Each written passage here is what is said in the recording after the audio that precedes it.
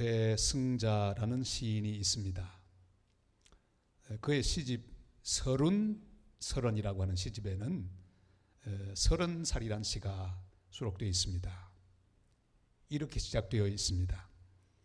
이렇게 살 수도 없고 이렇게 죽을 수도 없을 때 30살은 온다. 어디 30살만 그러겠습니까?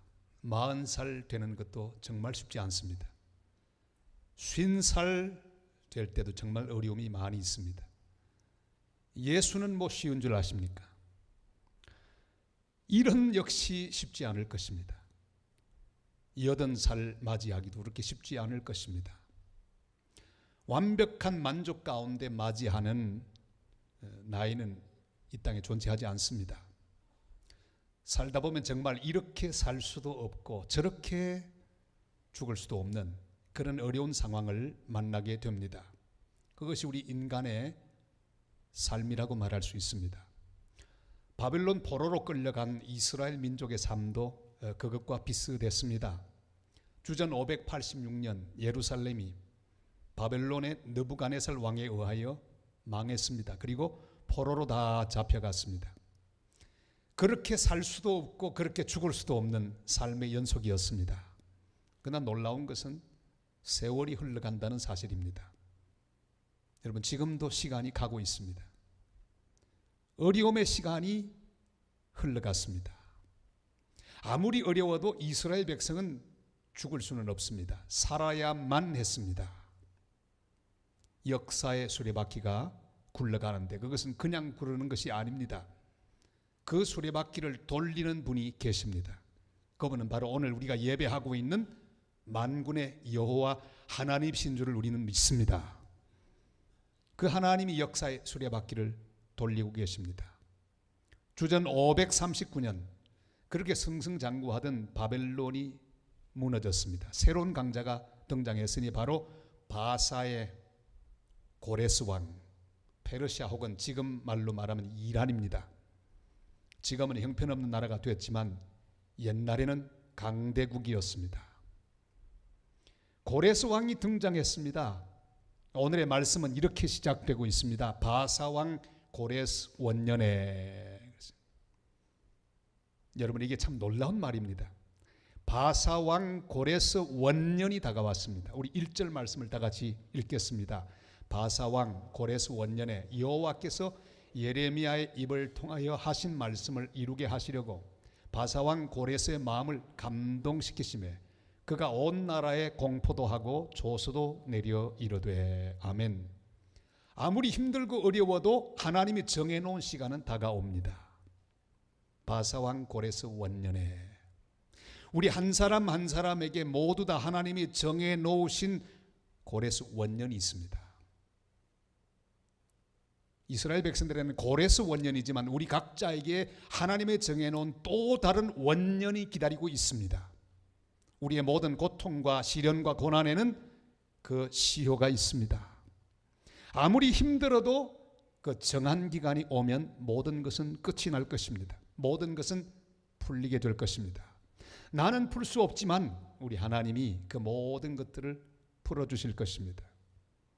전도서 3장 1절로 4절이 이렇게 말씀하죠. 다 같이요.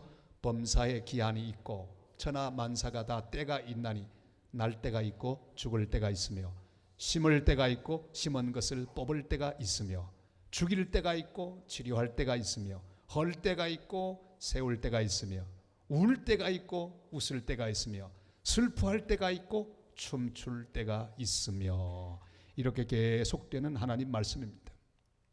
우리가 하나님을 믿는다고 하는 것은 바로 하나님이 모든 시간과 때를 주장하고 계시며 하나님의 손 아래 그 모든 때가 있는 것을 믿는 것, 그것이 바로 우리가 하나님을 믿는 것의 의미입니다.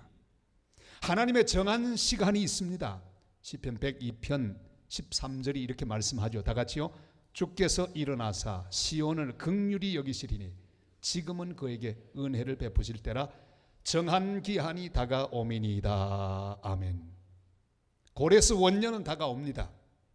우리 한 사람 한 사람을 위한 하나님의 정해놓은 응답의 시간, 복된 시간 은혜의 시간이 다가온다는 사실을 기억하고 하나님의 감동 가운데 열리는 내일을 기다리는 하나님의 사람들이 되시기를 바랍니다.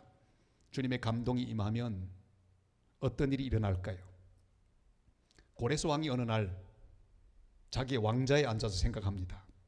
자기가 가진 권력과 자기가 가진 군사력을 쭉 생각합니다. 그리고 하나님의 감동이 밀려왔습니다. 이런 생각을 하게 됩니다. 이야, 이 모든 건 다 하나님이 주셨구나. 이게 보통 생각이 아닙니다. 하나님의 감동으로 말미암아 들은 생각입니다. 우리 2절 말씀을 다 같이 읽겠습니다. 바사왕 고레스는 말하노니 하늘의 하나님 여호와께서 세상 모든 나라를 내게 주셨고 나에게 명령하사 유다 예루살렘에 성전을 건축하라 하셨나니. 아멘. 고레스 왕은 하나님의 감동으로 자신이 앉아있는 왕좌와 모든 권세는 하나님이 주셨다는 사실을 깨닫게 되었습니다. 하나님 감동은 그런 것입니다. 어느 날 내가 누리는 모든 것이 내가 잘나서 누리는 게 아니라 하나님의 은혜로 말미암아 내가 받은 것이로구나. 그걸 깨닫는 것이 바로 하나님의 감동입니다. 그 감동은 시간과 장소를 제한하지 않습니다. 어느 날 나에게 그 감동이 바다 물결처럼 밀려옵니다.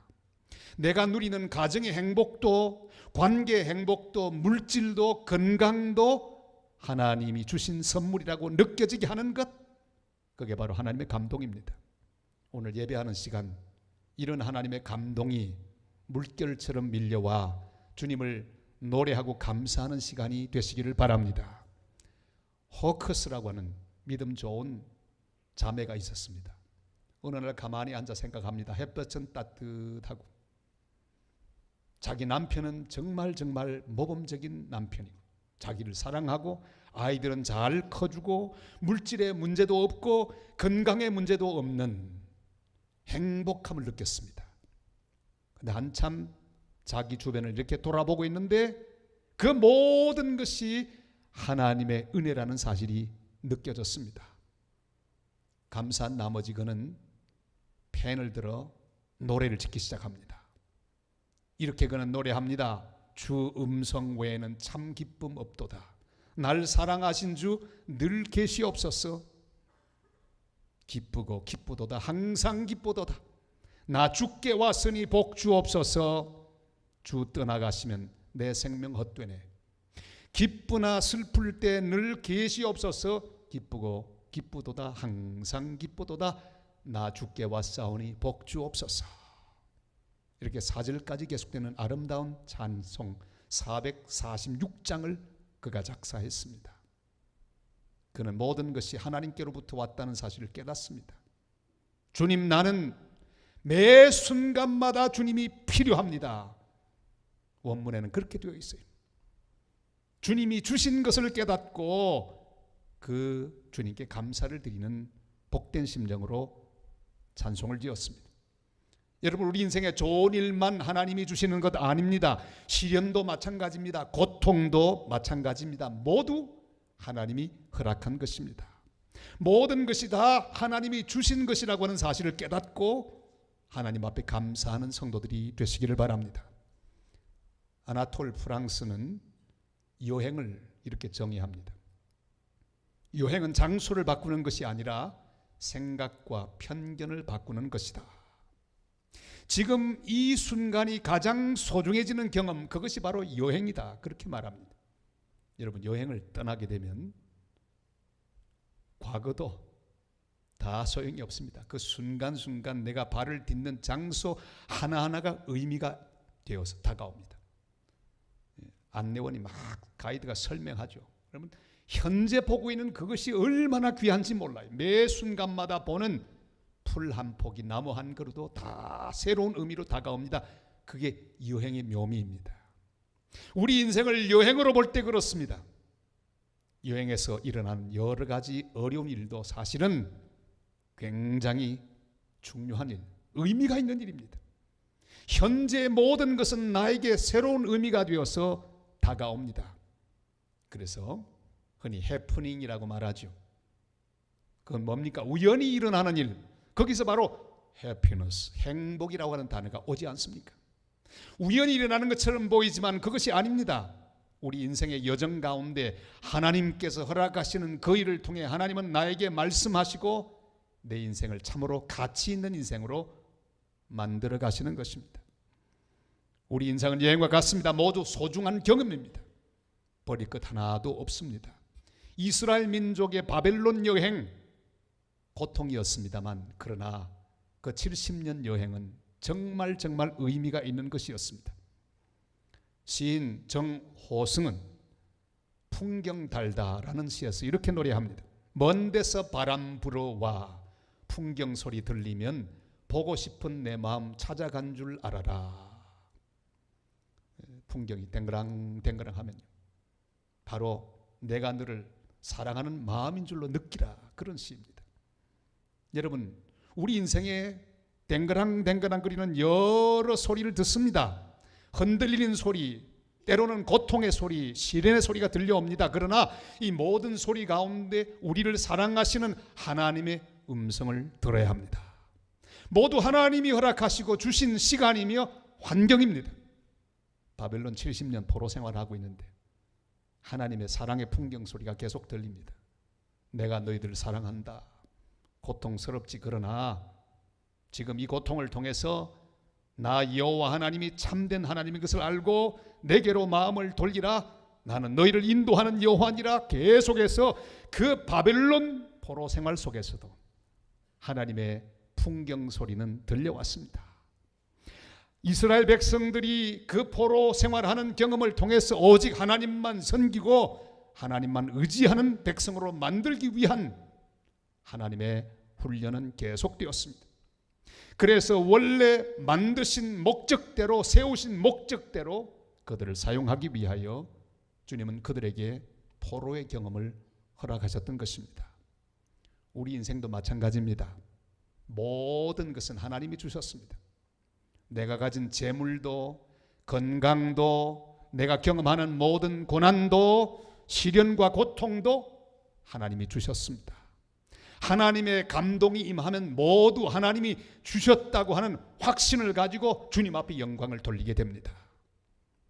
매 순간마다 하나님이 허락하신 것을 깨닫고 하나님의 감동으로 말미암아 그것을 감사하는 복된 하나님의 사람들이 다 되시기를 주님의 이름으로 축복합니다. 하나님의 감동을 받은 자는 모든 것을 하나님이 주셨다는 걸 깨닫습니다.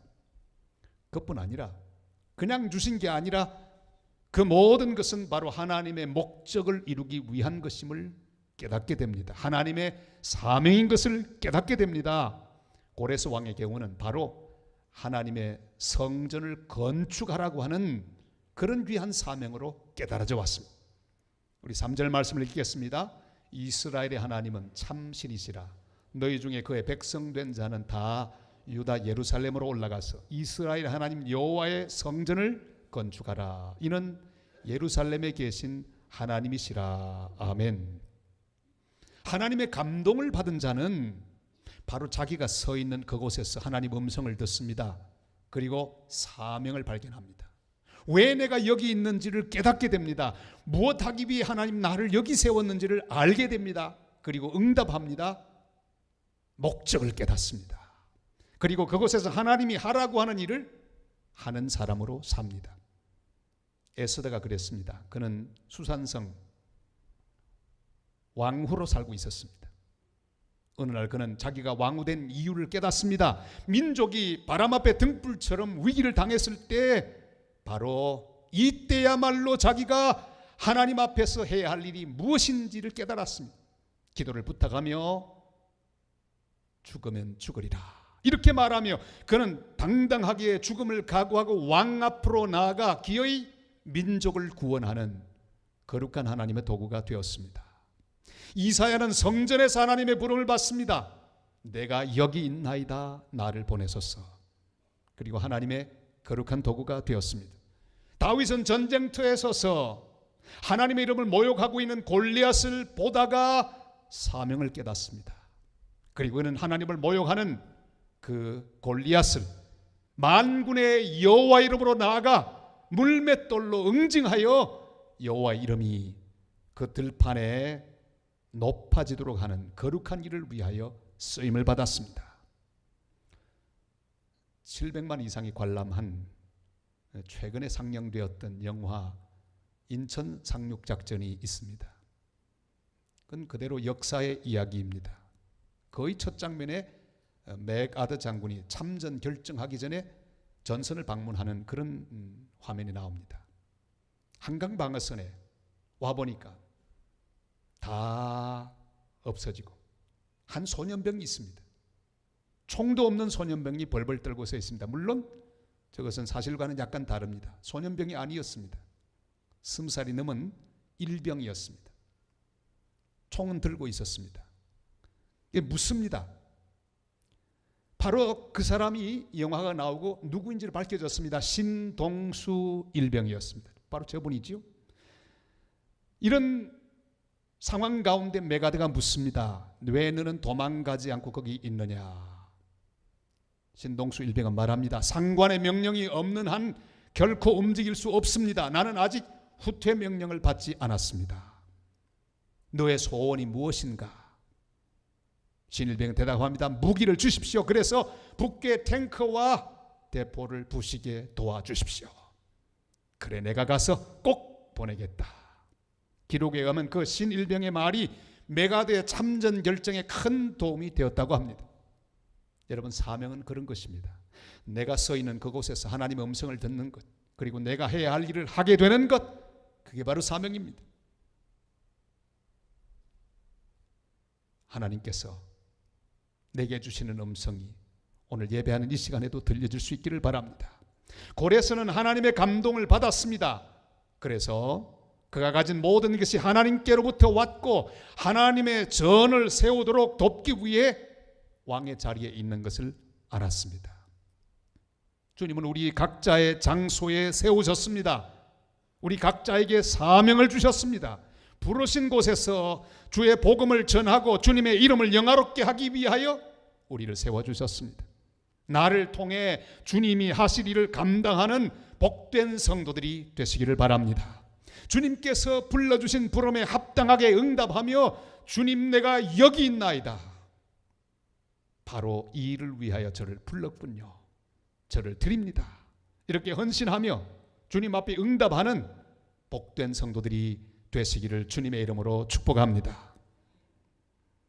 고레스 왕은 하나님의 감동을 받았습니다. 자신의 사명이 뭔지를 알게 되었습니다. 그러나 아는 것으로 끝나지 않았습니다. 그 목적을 위하여 기쁘게 자신의 모든 것을 드렸습니다. 풀어주었습니다. 이스라엘 백성 포로들을 풀어서 돌아가게 했습니다. 창고를 풀었습니다. 물질을 풀었습니다. 그리고 옛날 느부갓네살이 뺏어왔던 보물들도 다 풀어 돌려주었습니다. 하나님 감동이 오면 풀어내는 일을 합니다. 기쁘게 드리는 일을 합니다. 우리 4절 말씀을 다 같이 읽겠습니다. 그 남아있는 백성이 어느 곳에 머물러 살든지 그곳 사람들이 마땅히 은과 금과 그 밖에 물건과 짐승으로 도와주고 그 외에도 예루살렘에 세울 하나님의 성전을 위하여 예물을 기쁘게 드릴지니라 하였더라. 아멘. 하나님의 감동을 받은 자는 절대로 움켜쥐지 않습니다. 자기만을 위한 삶을 살지 않습니다. 풀어냅니다. 흘러가게 합니다. 나눕니다. 그래서 로마 백부장 고넬료, 그가 위대한 것은 하나님을 경외한 사람이었고 항상 하나님 앞에 기도하는 사람이었지만 그는 바로 그곳에서 자신의 지위를 이용하여 많은 백성들을 구제했다고 기록하고 있습니다. 다시 말하면 자신의 자리에서 자기를 통해서 하나님의 복이 흘러가게 하는 축복의 통로였습니다. 그러길래 그는 성경에도 이름을 남기는 사람이 되었습니다. 하나님이 세상을 사랑하는 그 놀라운 감동을 그대로 가지고 예수님은 이 땅에 오셨습니다. 그리고 모든 것을 풀어내셨습니다.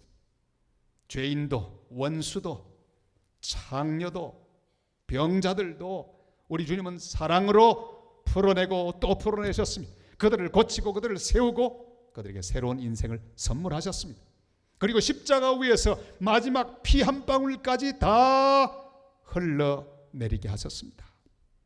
첫 번 순교자 토마스 선교사, 그는 대동강에 그의 피를 흐르게 했습니다. 복음을 전했습니다. 20대 젊은 언더우드 아펜셀러 1885년 4월 5일 바로 인천 제물포에 도착하고 일생을 우리 한국 민족을 위하여 다 흐르게 하고 풀어내었습니다. 우리 부산에 처음 도착한 선교사, 그는 바로 헨리 데이비스 선교사입니다. 그는 한국에 온 지 6개월 만에 부산 좌천동 어느 골짜기에서 마지막 숨을 몰았습니다. 젊음을 우리를 위하여 흘러보내었습니다. 그래 우리가 복을 받고 예수를 믿는 사람이 되었습니다. 여러분, 오늘날의 문제가 무엇입니까? 풀어내는 것 대신에 움켜쥐려고 합니다. 재벌들도 움켜쥐려고 합니다. 될 수 있으면 세금을 내지 않으려고 애를 씁니다. 움켜집니다. 정치가들도 움켜집니다. 움켜지는 사람, 지금도 제가 이름을 대려고 하면 여러 명을 댈 수가 있습니다. 어떻게 그렇게 재계나 정계나 꽃 같은지요? 전부 움켜집니다. 요즘 일본의 젊은 세대를 사토리 세대라고 합니다. 무슨 뜻일까요? 득도라고 하는 말로 사토리라고 하는 말 그대로 번역할 수 있습니다. 돈을 벌지도 않고 쓰지도 않는 세대. 사람들과 삶을 나누지도 않습니다. 20% 이상은 결혼도 하지 않습니다. 애인이 없는 사람이 50% 이상 돼요. 일본 저러다가 앞으로 어떻게 될지 몰라요. 결혼들 안 하니까. 경제는 어떻게 될지도 모르겠어요. 수입이 계속 줄어가고 있으니까 쓰는 것도 하지 않습니다. 얼핏 들으면 잘하는 것처럼 보입니다. 그러나 그게 아닙니다. 미래에 대한 기대도 없습니다. 밥도 혼자 먹습니다. 혼밥족이라고 하죠. 근데 우리 한국도요, 최근에 놀라운 반전이 일어났습니다. 혼자 사는 세대가요, 같이 사는 세대보다 수가 더 많아졌습니다.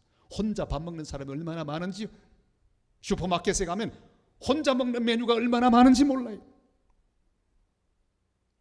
득도한 도사처럼 사는 그런 세대, 사토리 세대. 여러분, 이 득도는 득도가 아닙니다. 하나님은 그런 득도를 좋아하지 않습니다. 주님은 내일의 비전을 가지고 하나님 나라와 하나님 영광을 위하여 풀어낼 수 있는 사람들을 기다리고 계십니다. 하나님의 은혜를 받고 그리고 또한 다른 사람을 위하여 풀어내고 또 손을 내밀어 또 다른 사람의 손을 잡고 함께 하나님의 나라를 이루어 나가는 그런 사람들을 기다리고 계십니다. 사토리 세대가 되지 마시기를 바랍니다. 자기만을 위해 살고 자기만 돌보는 그런 세대가 될까 두렵습니다. 축복의 근원이 되는, 복의 통로가 되는 아브라함과 같은 사람들을 주님은 지금도 기다리고 계십니다. 주님 우리에게 말씀하십니다. 이사야 42장 6절로 7절 말씀 다 같이요. 나 여호와가 의로 너를 불렀은즉 네가 내 손을 잡아 너를 보호하며 너를 세워 백성의 언약과 이방의 빛이 되게 하리니 네가 눈먼 자의 눈을 밝히며 갇힌 자를 감옥에서 이끌어내며 흑암에 앉은 자를 감방에서 나오게 하리라. 아멘.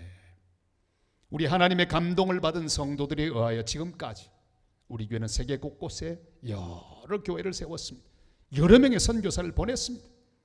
다음 주에는 필리핀에 세워진 교회를 헌당하러 갑니다. 얼마나 멋지게 세워졌습니까? 아름답게 세워진 교회. 또 그 다음에는 태국에 우리 실버부가 하나님의 교회를 또 세우고 있습니다. 또 헌당 예배를 드리러 가게 될 것입니다. 모두 하나님의 감동을 받은 자들이 믿음으로 헌신한 결과 이렇게 예루살렘 성전처럼 하나님의 집들이 우뚝우뚝 서게 되었습니다.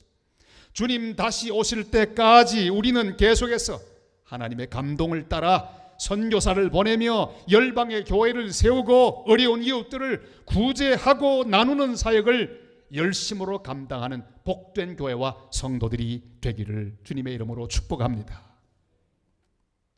어떤 성도가 금식을 했답니다. 그리고 기도하다가 잠이 들었대요. 꿈을 꾸게 되었답니다. 근데 하나님께서 나타나서 꿈속에 볼펜 한 자루 주시더래요. 그래서 성도가 물었답니다. 하나님, 볼펜은 뭡니까? 그때 하나님이 이렇게 말씀하시더래요. 이것은 내 목숨과 같다.